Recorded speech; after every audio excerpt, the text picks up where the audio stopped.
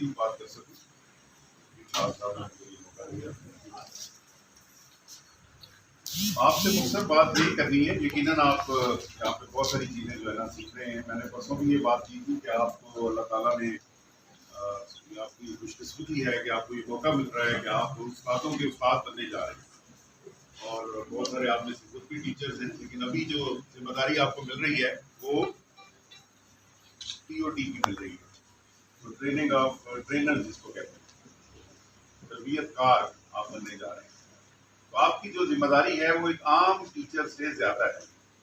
آپ کا ہم جو باتیں ایک آئیڈیل ٹیچر میں دیکھنا چاہتے ہیں وہ آپ کو یہاں سکھائی جا رہی ہیں. بہت ساری چیزیں آپ کی جو ہے وہ سبجیکٹ سے لے کے کلاس روم مینجمنٹ تک, اسٹوڈنٹس ہینڈلنگ, بہت ساری ٹیکنیکس آپ کو بتائی جا رہی ہیں. تو میں صرف آپ کو یہ بتانے آیا ہوں جو میں نے تھوڑی اپنی کیریئر کے اندر بہت سارے اسکولوں کا وزٹ کیا, بہت سارے اداروں کا, یونیورسٹیوں کا, بہت سارے اداروں میں دنیا بھر میں جو جانے کا موقع ملا. تو جو میں نے چیز سیکھی ہے اس میں یہ ہے کہ ٹیچر جو ہے وہ یقیناً ایک رول ماڈل ہے. اور جو کلاس روم میں صرف اتنا کافی نہیں ہے کہ اس نے بچوں کو بٹھا دیا, وائٹ بورڈ پہ کچھ لکھ دیا اور کام دے دیا اور بچوں کو یہ کہا کہ یہ کام ہے, آپ سب لوگ یہ لکھیں, میں آدھے گھنٹے کے بعد دوبارہ چیک کر دوں گا. تو یہ ٹیچر کا رول نہیں ہے.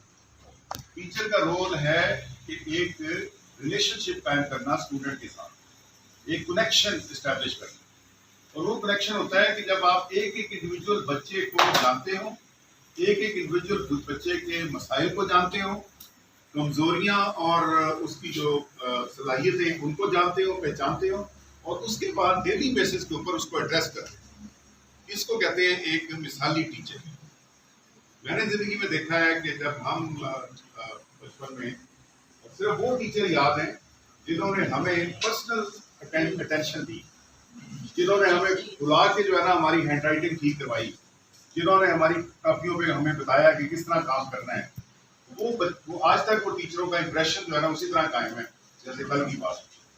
تو یہ بہت ضروری ہے کہ انڈفرنٹ نہیں ہونا. ٹیچر کو یہ سکھانا ہے آپ نے, اور آپ لوگ بھی سب سے پہلے تو خود سیکھیں کہ جب ایک کلاس ہے جس میں کوئی 25 یا 30 یا 20 بچے بیٹھے ہیں, وہ ہیومن بینگ ہیں, انسانوں کے بچے ہیں, اور ان کے احساسات ہیں, ان کے جذبات ہیں, ان کی نفسیات وہ ڈفرنٹ. ہمیں اس بات کا بھی احساس ہونا چاہیے کہ وہ بچے جو ہمارے وہ نارمل بچے یا مین اسٹریم بچوں سے ذرا ہٹ کے ہیں, پیچھے ہیں.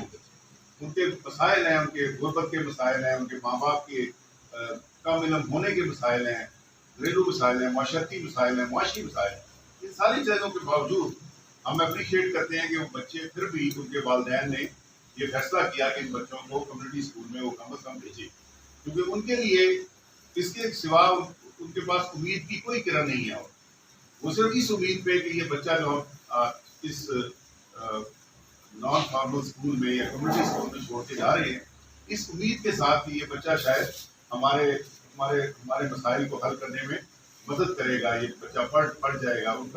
ان کو کوئی کلیئرٹی بہت زیادہ نہیں ہوتی ان والدین کو کہ بچے نے کیا پڑھنا ہے, کہاں جانا ہے, کتنی تعلیم حاصل کرنی ہے, ساری باتیں ان کو اتنا وہ نہیں ہوتا.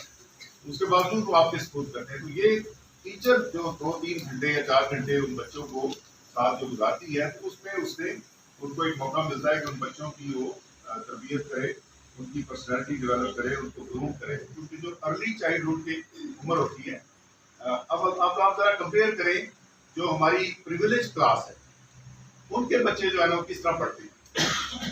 جو مونٹیسری اور اس طرح کے بہت سارے کنڈر گارڈن اور اس طرح کے جو بنے ہوئے ہیں, بہت سارے نرسریاں, پری نرسری, اس طرح کے سارے سینٹر بنے ہوئے ہیں نا. بچے 2.5 سال کی عمر میں بچے چھوڑ کے وہ چلے جاتے ہیں اور ان کو سکھائے جاتے ہیں, ان کو مینر سکھایا جاتا ہے, ان کو بیٹھنا, اٹھنا, بولنا, ساری باتیں. تو ہمارے پاس جو بچے آ رہے ہیں وہ تھوڑے سے میچور ہوتے ہیں, کچھ کم عمر بھی ہوتے ہیں. یہ ساری چیزیں ان کی ایج کے مطابق جو ہے نا ریکوائرمنٹس.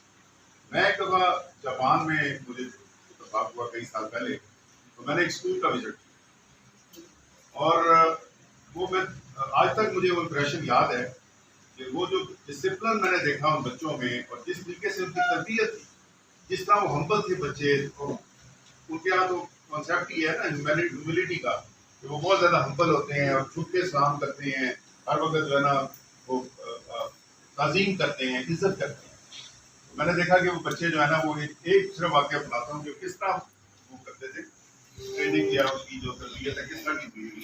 ایک کلاس روم تھا جس وقت ہم گئے تو اس وقت وہ لنچ بریک تو تمام بچے ان کے جو ڈیسک تھے ایک کلاس میں ہم گئے تو ہم نے دیکھا کہ انہوں نے اپنے جو بینچ تھے ڈیسک تھے ان کو کنورٹ کیا انہوں نے ڈائننگ ٹیبل میں.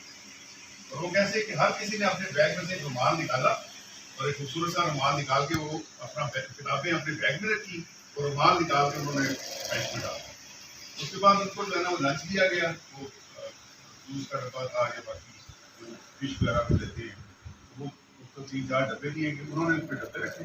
ایک بچے نے کھڑے ہو کے اس بات پہ ان کو لیکچر دیا کہ جو آج ہم کھانا کھا رہے ہیں اس میں کون کون سی جو ہے نا نیوٹریشن شامل ہے, اس مچھلی کا کیا فائدہ ہے, اس جوس کا کیا فائدہ ہے, اس کا یہ کیا فائدہ ہے, ہیلتھ بینیفٹس. وہ بچے نے بتایا. اس کے بعد وہ بچہ بیٹھ گیا. اس کے بعد سب نے بڑے خاموشی سے کھانا کھایا. اس کے بعد تمام بچوں نے اسی طریقے سے ایون جو جوس کے شامل بچے تھے ان کو بھی انہوں نے جو ہے نا پینے کے بعد انہوں نے یہ نہیں کہ ایسے پھینک دی, انہوں نے اس کو پریس کیا. اس کو جو ہے نا ایسے پریس کرنے کے بعد سارے ڈبے جو جوس کے ڈبے تھے ان کو ایک باسکٹ میں اکٹھا کیا, جو دوسرے ڈبے تھے ان کو دوسری باسکٹ میں اکٹھا کیا.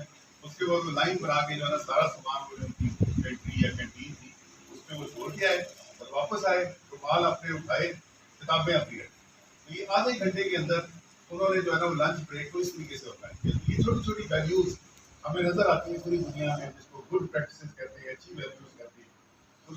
ظاہر ہے ہمارا ماحول یا ہماری جو اس بات کی اجازت نہیں دیتے کہ ہم اتنی ساری چیزیں کر سکیں, لیکن جتنا آپ کر سکتے ہیں وہ تو